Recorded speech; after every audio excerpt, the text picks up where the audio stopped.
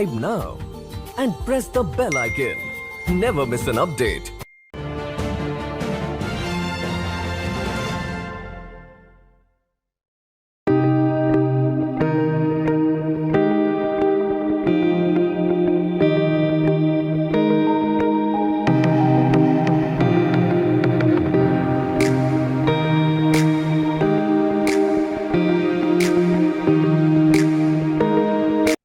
नमस्ते, कोनिचिवा, welcome to the Nupur Tiwari show. और आज भी हमारे साथ बहुत खास मेहमान है और वो खास मेहमान इंडिया से है लेकिन यूएस में रहते हैं और उनके बारे में जितना भी बोला जाए कम है, लेकिन मैं जरूर बताऊंगी आप लोगों को क्या क्या करते हैं वो। और is definitely no pride of India. वो एक्चुअली कश्मीर से है लेकिन अभी यूएस में रहते हैं and he is doctor Subhash Kak. Doctor Kak, welcome to the Nupur Tiwari show. Thank you Nupur ji. आपका बहुत धन्यवाद कि आपने मुझे इस पे बुलाया। बहुत बहुत धन्यवाद हमारे लिए टाइम निकालने के लिए। मैं दर्शक को बोल दूं कि he is a member of Indian prime minister science technology and innovation advisory council 2। उसके बाद भी बहुत सारे हैं, मैं धीरे धीरे आप लोगों को बताऊंगी।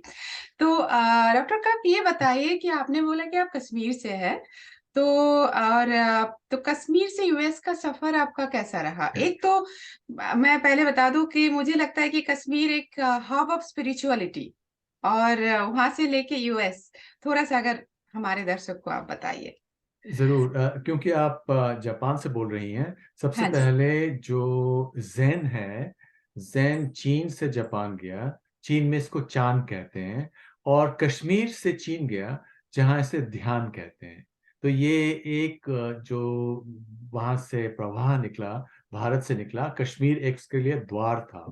और कई केवल बौद्ध ग्रंथ ही नहीं, अन्य चीजें भी जैसे आर्ट और चीजें हैं, वो भी भारत से इस दिशा में गई। अब मैं कश्मीर में बड़ा हुआ, और वहीं पे मेरी शिक्षा भी हुई। उसके बाद मैं दिल्ली चला आया, वहाँ से मैंने पीएचडी किया। और कुछ देर वहाँ पे मैं इंडियन इंस्टीट्यूट ऑफ टेक्नोलॉजी में पढ़ाया करता था। फिर वहाँ से जब मेरा विवाह हुआ तो मेरी पत्नी ने कहा मैं तो अमेरिका में रहना चाहती हूँ। तो मैं फिर विवश था, तो मैं अमेरिका चला आया। और अमेरिका में मैं सीधे प्रोफेसर बन के आया। अच्छा। और पहले लुइसियाना में था, और उसके बाद कुछ साल पहले मैं यहाँ ओक्लाहोमा चला आया। लेकिन मैं मेरी काफ़ी रुचि इतिहास और दर्शन और अन्य विषयों पे है, कला। तो इसलिए मैंने उन विषयों पे भी काम किया है। और क्वांटम कंप्यूटर्स और इन विषयों पे भी काम करता हूँ। और जी। कुछ पिछले 5 साल से मैं प्रधानमंत्री की उस काउंसिल पे भी हूँ। जी, आपने 20 किताबें लिखे, 20 किताबें। और मतलब कैसे इतना सारा? प्रोफेसर आप पढ़ाते भी है, आप प्राइम मिनिस्टर के एडवाइजरी काउंसिल में भी है, इतने सारे काम करने के बावजूद 20 किताबें। अगर हम बताए वो सीक्रेट क्या है कि 20 किताबें आपने लिख लिख डाले?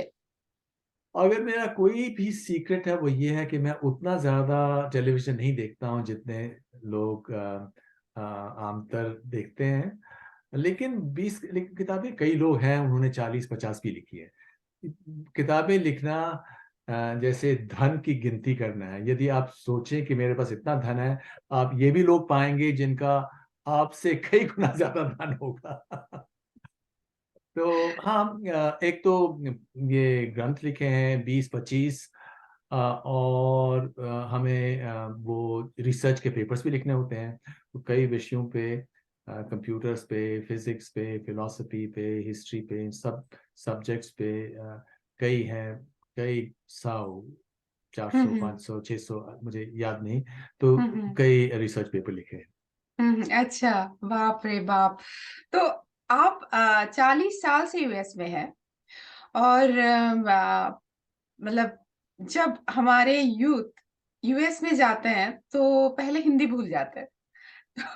और आप शुद्ध हिंदी बोल रहे हैं, तो ये तो हमारे लिए एक इंस्पिरेशन है। मैं बंगाल से हूँ, मैं कभी हिंदी बोली नहीं थी, तो मेरे हिंदी में बहुत सारे प्रॉब्लम आते हैं और मुझे जितना हो सके मैं करेक्ट करती रहती हूँ। लेकिन और भी प्रॉब्लम है, मैं एक देश में रहती हूँ जहाँ पे जापानीज ही चलते हैं बस।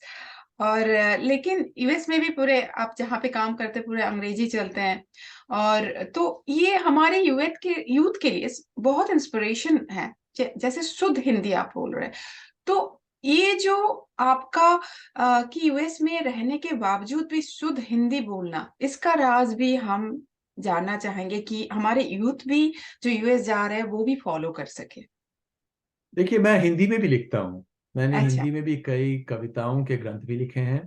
तो अच्छा। इसलिए मेरी रुचि साहित्य में भी रही है, अच्छा। अंग्रेजी और हिंदी के साहित्य में भी, और अपनी भाषा कश्मीरी है उसमें भी।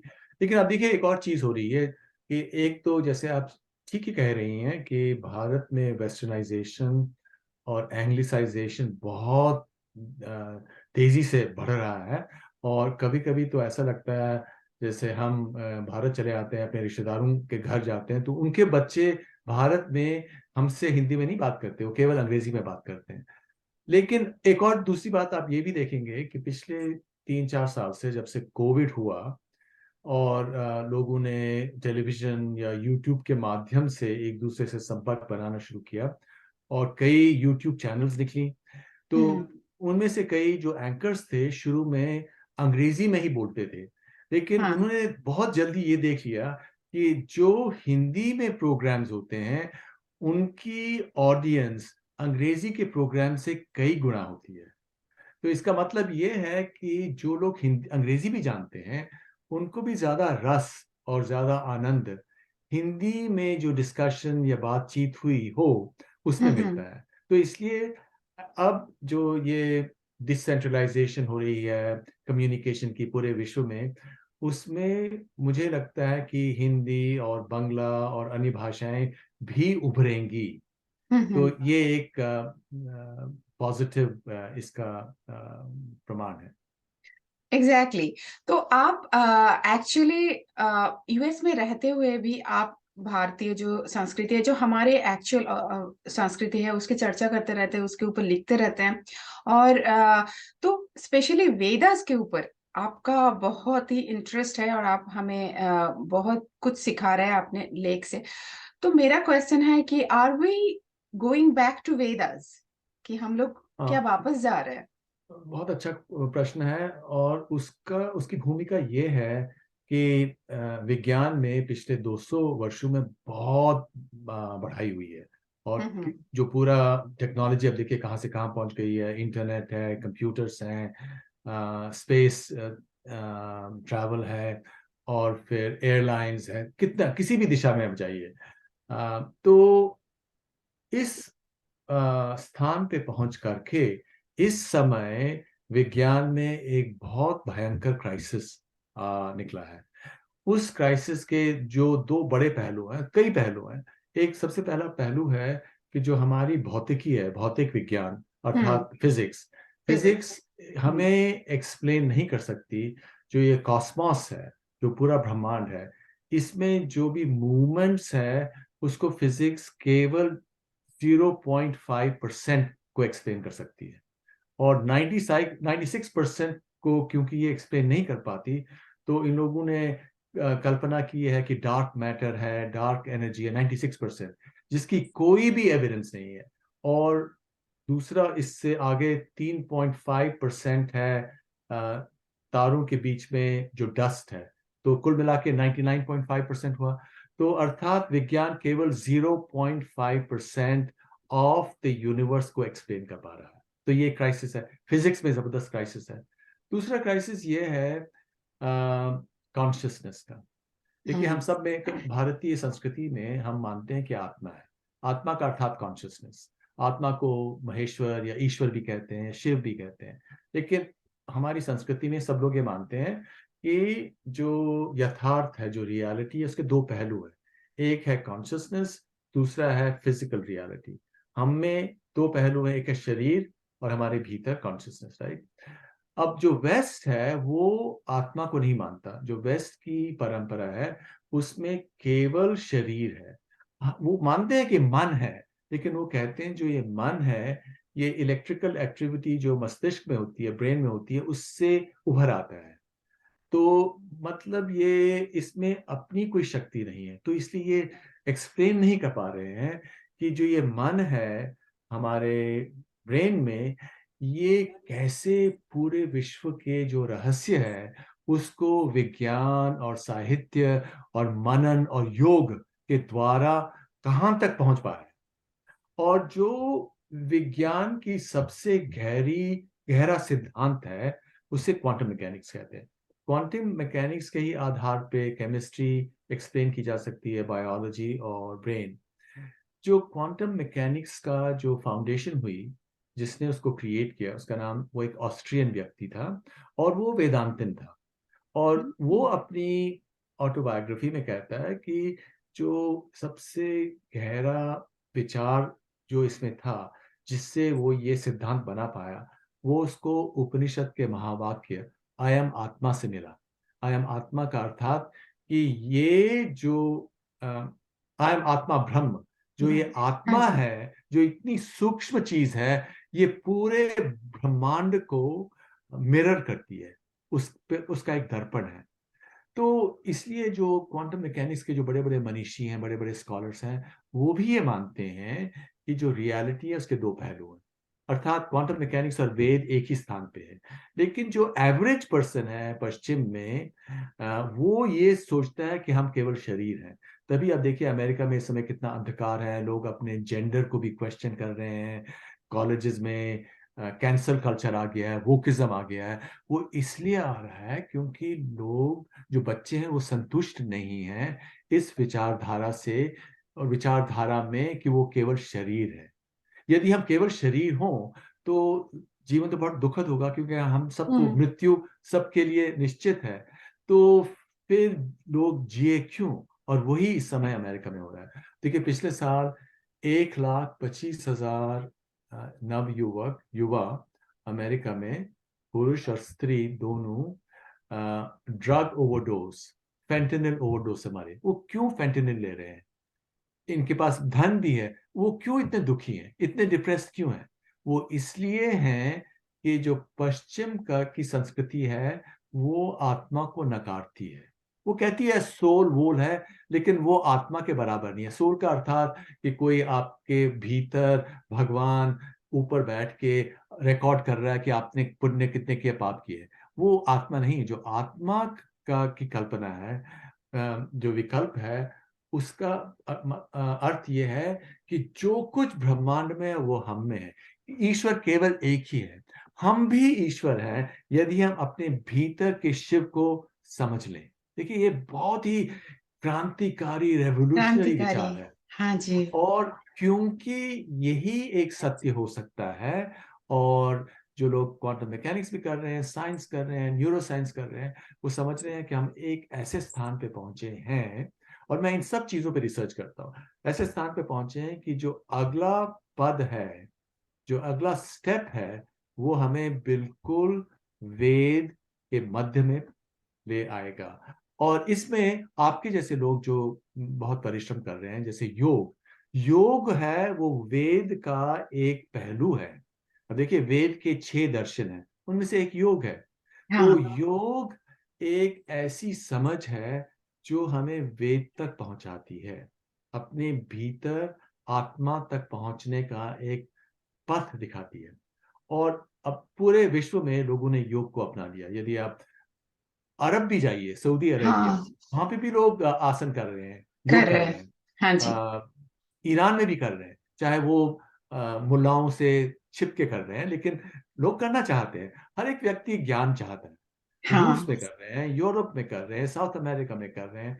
तो इसलिए ये तो बिल्कुल निश्चित है कि पूरे विश्व में एक क्रांति होने वाली है। क्योंकि आप देखिए, जहां तक भौतिक जीवन है, उसमें भी बहुत परिवर्तन हो रहा है। और वो इसलिए हो रहा है कि जो रोबोट्स हैं, एआई हैं, उनके कारण अब इतनी जनसंख्या की आवश्यकता नहीं है। अब देखिए हम्म। जापान में, हम्म। साउथ कोरिया में, हाँ जी। भारत में भी जनसंख्या ने कम होना शुरू कर लिया है। हाँ। फर्टिलिटी कोलैप्स हो रहा है। तो इसलिए इसमें इस कारण भी लोग ये प्रश्न पूछेंगे कि यदि 30% लोग के बच्चे भी ना हो। अब लोग बच्चा भी नहीं करना चाहते, क्योंकि चाहते हर हैं, एक हाँ। पूरे लोगों को ये पता है अपनी समझ में हम्म। कि अगले 50-100 सालों में जो पूरे विश्व की जनसंख्या है, आज से शायद चौथाई ही हो जाए या 10% ही रह जाए, क्योंकि अब जो परिश्रम व्यक्तियों को करना पड़ता था, मजदूरी करनी पड़ती थी, उसकी जरूरत नहीं है। रोबोट्स हैं। जो हम्म। लोग ऑफिस में काम करते थे उनकी भी जरूरत नहीं है, हाँ। क्योंकि कंप्यूटर्स हैं। जो लोग पढ़ाते थे उनकी भी जरूरत नहीं है, क्योंकि आप जूम का प्रयोग कर सकते हो। हाँ जी। एक ही 5-10 ही प्रोफेसर लाखों लोगों को पढ़ा सकते हैं। तो हम एक बहुत ही हिस्टोरिक, ऐतिहासिक क्षण पे हम्म। पहुंचे हुए हैं, और हम्म। पूरा विश्व बदलने वाला है। तो धीरे धीरे और हम वेदास के एज में जा रहे हैं, मतलब उनको फॉलो तो करने हम वाले हैं। उस ज्ञान के युग पे पहुंच रहे हैं, और जो वेद का युग है वो ज्ञान का युग है। वेद तो ज्ञान है, और हाँ। एक कोई अ, छोटी संकुचित दृष्टि से रिलीजन नहीं है। रिलीजन हाँ का अर्थ जी। है, आप सब लोग कहते हैं ट्राइबल चीज, या हम इस चीज को मानेंगे। वेद ये हम्म। नहीं कहता। वेद कहता है जो भी सत्य है, जो भी ज्ञान है, उसकी ओर बढ़ो और वो अपने आप में पाओ। तो ये पूरे विश्व के लिए एक विद्या है, विद्या है, और हाँ। सारा विश्व पहुंचना चाहता है। पहले भी, आज से 2000 साल पहले, जैसे योग के का ध्यान, जैसे चीन या जापान में ज़ेन पहुंचा, और वहां पे हाँ। कितना सूक्ष्म काम हुआ है।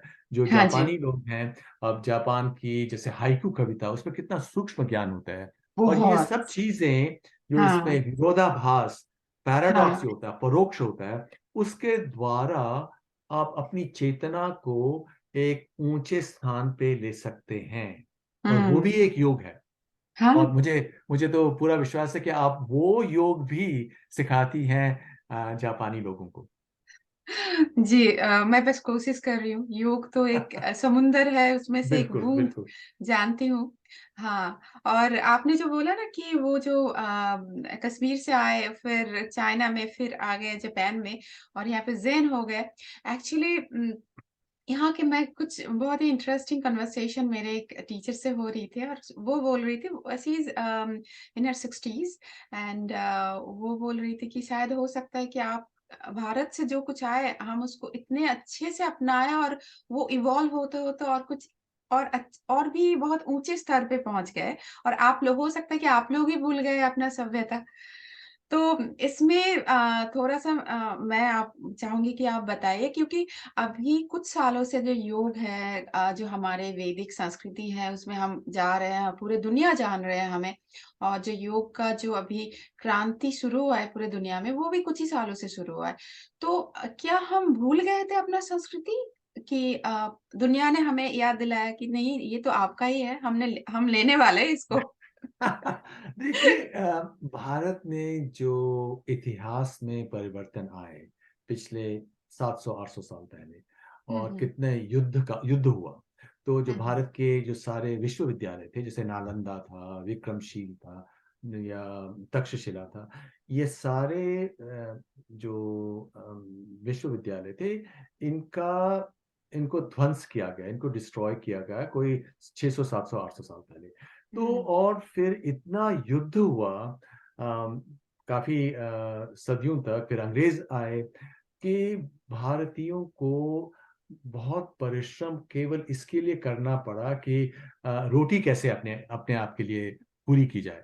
लेकिन इस बुरी स्थिति में भी जो अम, राजाओं की जो परंपरा थी, राजाओं का जो वंश था, उसमें कटाव आया। लेकिन जो ऋषि परंपरा थी वो तब भी रही, क्योंकि जो ऋषि हमारे परंपरा में रहे हैं, वो जंगल में भी रह सकते हैं। जो योगी हाँ। हैं वो तब भी रहते रहे। और जब भारत स्वतंत्र हुआ, भारत ने उसके पश्चात अपने आप को वेस्ट की नकल में ढालना चाहा, और अपनी ज्ञान परंपरा से हट गए। लेकिन अब एक बड़ा मंथन हो रहा है, और जो ये सोशल मीडिया है वो एक माध्यम बन गया है इसको बढ़ोतरी देने में। अब इसके परिणाम में अब एक तो ये है कि लोग जाग रहे हैं, जैसे आपका ये प्रोग्राम है वो भी इसमें एक कंट्रीब्यूशन दे रहा है। दूसरी बात ये है कि भारत बहुत समृद्ध हो रहा है। भारत की आर्थिक स्थिति इस समय जीडीपी पीपीपी बेसिस पे विश्व में तीसरे नंबर पे है। पहले नंबर में चीन, अमेरिका, भारत, फिर जापान और फिर जर्मनी। अगले 12 साल में भारत दूसरे नंबर पे होगा। अगले 20-25 साल में लोगों का ये अनुमान है भारत पहले नंबर पे होगा। भारत नंबर 1, चीन नंबर 2, हो सकता है अमेरिका नंबर 3 और फिर अन्य देश होंगे। जैसे भारत ज्यादा समृद्ध हो रहा है, भारतीयों में भी आत्मविश्वास बढ़ रहा है। एक तो वो बात हुई, और वो भी जुड़ना चाहते हैं कि सत्य क्या है, हमारा जो अतीत है वो क्या था, हम कौन हैं। काफी देर तक उन्होंने कहा कि हम भुला लें, अब क्या फर्क पड़ता है, हमें मेहनत करनी चाहिए, हम चलिए बाहर नौकरी ढूंढे, ये करें वो करें। लेकिन अब वो सब करके इस समय जो भारतीय लोग हैं, पूरे भारत को छोड़ के, जैसे अमेरिका है, अमेरिका में जो एथनिक ग्रुप सबसे ज्यादा सक्सेसफुल है वो भारतीयों का है। जिस सब बड़ी बड़ी कंपनियों को देखिए उसमें सीईओ भारतीय हैं, डॉक्टर्स देखिए भारतीय हैं। तो भारतीय इतने सफल हैं कि बाकी लोग भी भारतीयों की ओर आ रहे हैं और कह रहे हैं देखिए आप एक तो इतने लॉ अबाइडिंग हैं, आप जनरली आपके घर में भी अच्छी, अब कला कहीं भी हो सकता है, लेकिन जनरली अच्छी व्यवस्था है। और फिर जो आपके त्योहार हैं वो कितने पॉजिटिव हैं, लाइफ अफर्मिंग है। आपका जो विवाह का भी संस्कार है कितना लाइफ अफर्मिंग है। कई लोग जो वेस्टर्नर्स हैं वो भी हिंदू विवाह या वैदिक विवाह पद्धति के अनुसार ही अपना विवाह करना चाहते हैं। तो ये सब जो तरंगे हैं, इकट्ठे प्रवाह है, इकट्ठे मिल गए हैं एक ऐसे रूप में कि अब ऐसा लगता है कि भारत ही जैसे पहले था। 1000 ईस्वी तक भारत की जो आर्थिक स्थिति थी वो विश्व की 50% थी। अंग्रेजों के समय 1800 के समय भी कोई 20% थी। जब अंग्रेज चले गए तब 1.8% ही रही थी। अंग्रेजों के समय में, अंग्रेजों के काल में जो भारत में ट्रेजेडी हुई, जो अकाल हुए, तो डेथ्स हुई, कुछ लोग कहते हैं 60-70 million people died in famines, जो कि अंग्रेजों की पॉलिसीज ने इंजीनियर किया। तो अब लगता है कि भारत की आर्थिक स्थिति दोबारा, जब ये 10-15, अभी कोई 5-6% है, जब ये 10-15% पहुंचेगी तो भारत सबसे ज्यादा समृद्ध होगा। पर कैपिटा के बेसिस पे नहीं, उसमें अमेरिका तब भी बाहर आगे होगा क्योंकि अमेरिका का जो जनसंख्या का बेस है वो छोटा है। लेकिन विचारों में, और जो सबसे बड़ा प्रश्न वो आत्मा का ही है कि, और उसमें जो ज्ञान है वो भारत में ही है, क्योंकि जो भारत की संस्कृति है वो एक ज्ञान की संस्कृति है। और एग्जैक्टली। तो इसलिए भारत का ही युग होने वाला है। टोटली। और हम तो मतलब आज से नहीं, हजारों साल पहले से बोल के आए हैं कि पूरी दुनिया एक वसुधैव कुटुंबकम। ये आज जब पूरे दुनिया बोल रहे कि नहीं पीस फैलाओ, ये करो वो करो, तब हमारे पूर्वज ने कितने हजारों साल पहले बोले हैं कि हम तो एक ही है। हम सब लोग एक ही हैं। ये ज्ञान हर एक व्यक्ति के लिए है, केवल जो भारत के मूल निवासी हैं उनके लिए ही नहीं।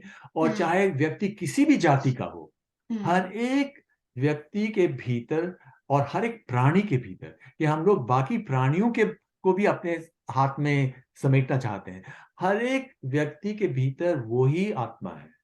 हर हाँ। एक व्यक्ति के भीतर, चाहे वो किसी भी जाति का हो, ऊंची या नीची, गरीब या अमीर। तो हाँ, इतनी अच्छी और कौन सी मैसेज हो सकती है हो पूरे सकती है। विश्व में लोगों को वही तो। जोड़ने के लिए। हाँ और जी। जो हाँ भारतीय जी। संस्कृति है उसमें जो ये रेस का कॉन्सेप्ट है वो है भी नहीं। ये रेस का हाँ। कॉन्सेप्ट तो यूरोपियन कॉन्सेप्ट है, क्योंकि इस अच्छा। कॉन्सेप्ट के अधीन जो यूरोप के लोगों ने अत्याचार किए, जैसे अफ्रीका में, जैसे अमेरिकाज में पूरा जेनोसाइड हुआ 200-400 हम्म। साल, वो तो रेस के आइडियाज के अधीन ही तो हुआ। लेकिन जो हाँ। भारतीय संस्कृति है उसमें जाति तो थी, कि जाति व्यक्ति की कुछ भी हो सकती है, लेकिन हर एक व्यक्ति के भीतर एक ही आत्मा है, एक ही आत्मा। हाँ, वही ज्ञान की तरफ अभी लगता है कि हमारे युवा भी मतलब और भी हमारे युवा जो आज वेस्टर्न संस्कृति की तरफ जा रहे हैं, उनके जो क्या बोलूं कि बहुत ही अच्छा है, या लाइफ तो एंजॉय द लाइफ। मुझे लगता है कि आपकी ये सब बातें सुन के आज के युवा भी चाहेंगे और भी रिसर्च करना जो हमारे रियल संस्कृति है। और एक मेरा छोटा सा क्वेश्चन है कि आप 40 साल से यूएस में हैं, उससे पहले आप कश्मीर छोड़ के दिल्ली में भी काम किए, लेकिन आप खुद इतने यंग लग रहे हैं। मैं नहीं बोल रही हूँ कि आप बुढ़े हो गए, नहीं बोल रही हूँ, मतलब उसका भी मतलब मुझे लगता है कि इसका भी योग से कुछ संबंध तो जरूर होगा, और आप जो कर रहे हैं उसके उससे जरूर संबंध है, उससे हमें हाँ थोड़ा सा देखिए, बताइए। जो क्रोनोलॉजिकल एज और जो एक्चुअल व्यक्ति की आयु है उसमें जरूरी संबंध होना नहीं है। अच्छा। आप कैसे जिए उससे आपकी जो बायोलॉजिकल एज है उसके ही द्वारा निकलती है। यदि आप जैसे योग अपने आप से अच्छी तरह जुड़े रहे, आपके भीतर एजिंग इसलिए भी होती है जबकि आपके भीतर कॉन्फ्लिक्ट हो। कई डिजीजेस इसलिए भी आती हैं, डिस ईज क्यों होती है? कि आपके भीतर कॉन्फ्लिक्ट है, आप में स्ट्रेस है। बहुत सी हम्म। डिजीजेस स्ट्रेस से निकलती हैं। तो यदि व्यक्ति योग करे जैसे आप करती हैं, तो भीतर व्यक्ति में बिल्कुल वो सौम्य फीलिंग हो, कामनेस की फीलिंग हो। जो वृत्ति है, जैसे पतंजलि के योग सूत्र में योगा चित्त वृत्ति निरोधा, जो चित्त के भीतर वृत्तियां होती हैं, जो एडीज होती हैं, तो उनको अगर आप शांत करें तो आपका जो शरीर है वो अपनी अवस्था में स्थित हो जाता है, और फिर वो जो एजिंग है वो रुक जाती है। देखिए, तो ये भी यदि आप अपने जो शिष्य हैं आप तो उनको ये बताती ही होंगी, तो ये सचमुच एक प्रोसेस है। और इस समय देखिए, ये इस पे रिसेंटली ये भी रिसर्च हुई है कि जो लोग इमिग्रेट हुए हैं, जैसे सोमालिया में हार्ट डिजीज बहुत कम है। जो जब सोमाली रेफ्यूजीज यूरोप या अमेरिका में गए तो एकदम ब्लड प्रेशर और हार्ट डिजीजेस बिल्कुल शूट अप करती हैं, कि वो इस एनवायरनमेंट में कंफर्टेबल नहीं फील करते हैं। वो समझते नहीं है, अपने आप को बिलोंग नहीं नहीं देखते हैं। करते। हाँ, तो इसलिए हाँ, योग में आयुर्वेद, अब देखिए योग और आयुर्वेद। आयुर्वेद जुड़े हुए हैं। हाँ। आयुर्वेद क्या है? आयु का वेद। वेद। और हाँ। आयु का वेद है कि आयु कैसे जी जाए, और कोई व्याधि ना हो, बीमारी ना हो, इम्यून सिस्टम मजबूत बने। और यदि लोग कॉन्शियसली नहीं जी रहे हैं, या देखिए आप यूरोप और अमेरिका को देखिए। यूरोप और अमेरिका में कोविड का फेटेलिटी रेट 10 या 100 गुना ज्यादा है गरीब देशों के अनुसार के मुकाबले में। हाँ। तो क्यों है इतना ज्यादा? वहां पे तो सब कॉन्शसनेस सुविधाएं नहीं हैं। है। क्योंकि हाँ, क्योंकि लोग अब जीना नहीं जानते हैं कि जीना कैसे चाहिए। वो लोग जानते हैं कि ठीक है, बहुत जबरदस्त स्ट्रेस है, लोग वो जानते नहीं क्या करना चाहिए। या तो टीवी देख रहे हैं, या खा रहे हैं, या फिर शराब पी रहे हैं, या फिर क्योंकि असंतोष इतना ज्यादा है फिर ड्रग्स ले रहे हैं। और फिर और जो ड्रग्स हैं वो स्मगल हो रही हैं, और यदि आपने ज्यादा ले लिया तो आप मर गए, चाहे आपके छोटे ही बच्चे हों। तो बहुत ज्यादा असंतोष है, और ये असंतोष हमेशा नहीं रहेगा। और अमेरिका में भी जो युवा लोग हैं और अन्य लोग हैं वो भी कहते हैं हमें भी तो, हम भी तरफ। ज्ञान के लिए तरस रहे हैं, हम भी योग करना चाहते हैं, हम जानना चाहते हैं कि योग के पीछे क्या रहस्य है, वेद क्या कहता है। तो मतलब मुझे लगता है कि वेद की अगर बात किया जाए, ये तो कभी खत्म ना होने वाला बात है, और आपसे ज्यादा हम अच्छा कौन हमें सिखा सकते हैं। तो हम और भी चाहेंगे कि आप ऐसे ही मेरे शो में आते रहिए और एक-एक टॉपिक पे हमें ज्ञान देते रहिए, क्योंकि आजकल के युवा जो है वो पढ़ने से ज़्यादा अगर थोड़ा-सा उनको सुनने पे मिले और देखने पे मिले तो थोड़ा-सा और भी ज़्यादा बोलते हैं हाँ, मुझे लगता है कि वो फिर थोड़ा-सा रिसर्च करेंगे और भी जानेंगे। तो we'll be really grateful to you if you keep coming and give us lot of knowledge about Vedas, because मुझे लगता है कि definitely today's youth, definitely they are changing, but we have to play more big role to O ji you हाँ know जी हाँ, हर एक, convince them. हाँ बिल्कुल, हर एक व्यक्ति को हम पे ये बहुत ज्यादा रिस्पॉन्सिबिलिटी है कि हम अन्य लोगों को, चाहे वो हमारे अपने बच्चे हों या अन्य लोगों के बच्चे हों, युवा हों या हमारे मित्र हों या अन्य लोग हों, उनको ये बताएं, क्योंकि हमारी ये बहुत बड़ी रिस्पॉन्सिबिलिटी है, क्योंकि हमारा जन्म भारत में हुआ हाँ, ऐसे देश में जहाँ पे ये अनूठी ज्ञान परंपरा जहाँ से निकली है और हाँ जी, पहले भी फैली है, पूरे एशिया में फैली है, साउथ ईस्ट एशिया में फैली है, यूरोप पहले फैली थी और अब पूरे विश्व में फैल रही है और फैलनी भी चाहिए, क्योंकि हाँ, ज्ञान हर एक व्यक्ति की विरासत में है। हाँ हर जी, एक व्यक्ति ज्ञान चाहता है और उसको मिलना चाहिए, और इसलिए उसके पास टीचर्स होने चाहिए, हुँ। आचार्य गुरु होने चाहिए, गुरु गुरुजन होनी होने चाहिए। चाहिए। हाँ बिल्कुल। जी। तो हम आपको हम लोग गुरु मानना चाहेंगे और हमें ज्ञान देते रहिए ऐसे ही।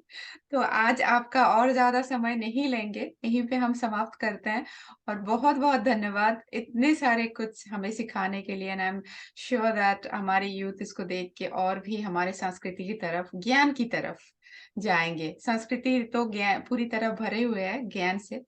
So, Dr. Kakub, thank you so much for joining us. Thank you so much and namaste. नमस्ते, धन्यवाद नूपुर जी। Subscribe now and press the bell icon. Never miss an update.